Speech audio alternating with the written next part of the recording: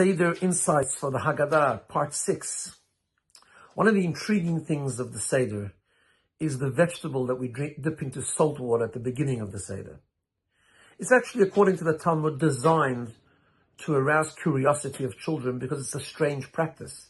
It's a strange practice to have a little tiny vegetable on our Seder plate and then dip it into salt water even before we begin the meal. It's not what we normally do at a table.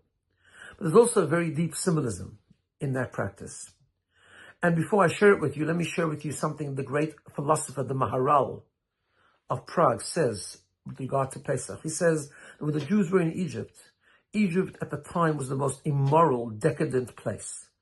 It was full of impurity, and the Jews had connected and sunk into that impurity, and yet they were able to go out of Egypt and become God's nation standing at Mount Sinai.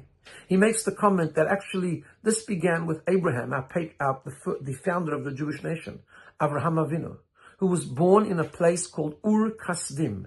Ur Kasdim also was a terrible place, so much so that the Talmud says that, so to speak, God regretted creating the people of Ur Kasdim because they were so evil. And yet Avraham Avinu emerged from Ur Kasdim as a founder of monotheism and someone who spread the word of belief in the one God and became the foundation of the eternal nation of the Jewish people. And when it comes Pesach, we need to remind ourselves of the same thing. The same applies to us. We might have fallen, we might have failed. We might find ourselves sometimes in a dark place. We might find ourselves extremely stuck in very low places. But we can grow. We can experience personal freedom.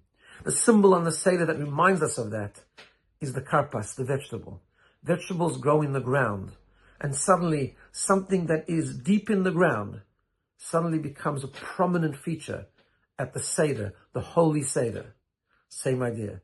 You might be stuck in the ground. You might be deeply embedded in the earth, symbolizing impurity, downtroddenness, sadness, and yet the Seder night gives you the boost to be able to grow as much as you want, to be able to take the next step and experience true freedom. Have a wonderful day.